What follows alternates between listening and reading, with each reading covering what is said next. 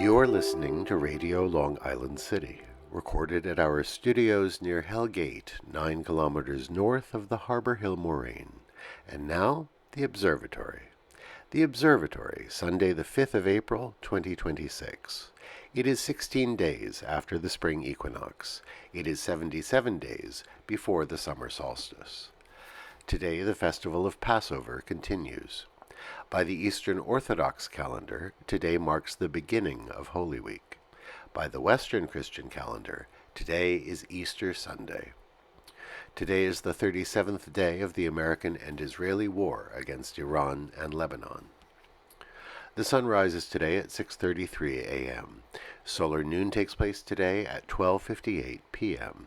The sun sets today at 7:25 p.m. Civil twilight ends at 7:53 p.m., and nautical twilight ends at 8:26 p.m. The length of daytime today is 2 minutes, 40 seconds longer than yesterday. The moon is in its waning gibbous phase and is 88% full at midday. The moon sets today at 7:53 a.m., and then it rises again at 11:31 p.m. The third quarter will arrive on Friday, the 10th of April. These are the predicted tides today for Horns Hook. In the middle of the night, high tide, 12:50 a.m., 1 meter 62. In the morning, low tide, 7:03 a.m., 3 centimeters. In the afternoon, high tide, 1:20 p.m., 1 meter 37. In the evening, low tide, 7:12 p.m., 18 centimeters. In our shared realm of plants and animals, now trees all over the neighborhood are coming alive. It's hard for an observer to keep up.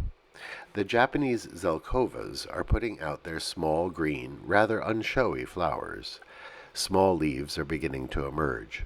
Zelkovas, we always wondered how a Japanese tree somehow acquired a Russian name, are members of the elm family, but they are not susceptible to the Dutch elm disease that almost wiped out American elms, so they are widely distributed on our streets, where they were planted to replace the old elms felled by disease.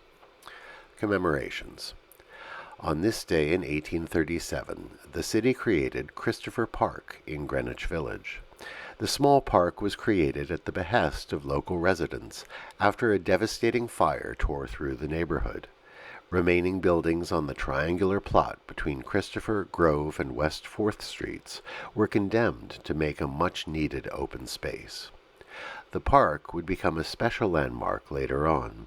The Stonewall Inn sits on the north side of the park, and George Siegel's sculpture entitled Gay Liberation was placed in the park in 1992.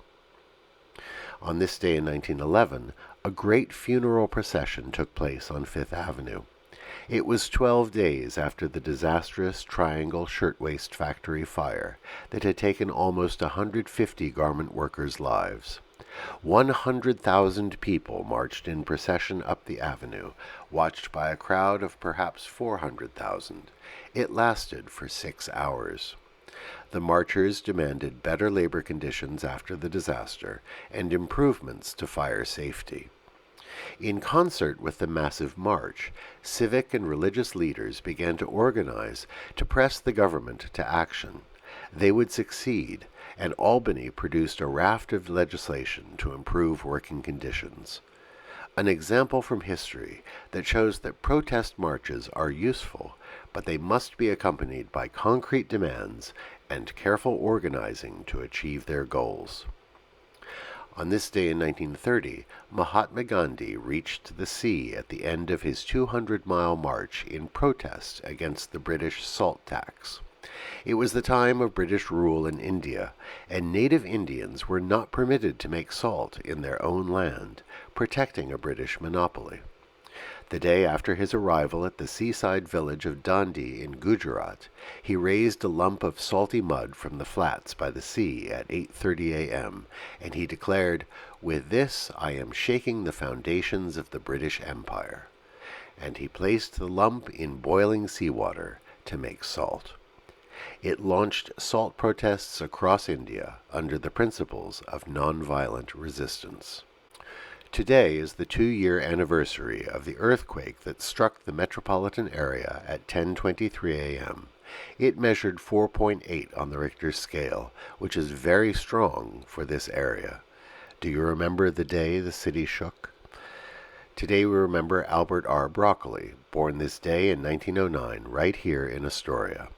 With Harry Saltzman, he was the producer of the first James Bond films, starting with Dr. No in 1962. A local lad made good. We are compelled to note that on Good Friday, the president posted on his social network a threat to Iran. He wrote, "Time is running out, 48 hours before all hell will rain down on them. Glory be to God." Decent people cannot pretend such blasphemy on one of Christianity's most holy days is either acceptable or, frankly, normal. To all who celebrate Easter today, whether as a cultural festival with Easter eggs and bunnies and Easter bonnets, or as a religious festival of resurrection and renewed life, we wish you a happy day today. And that is the Observatory, Sunday the 5th of April, 2026.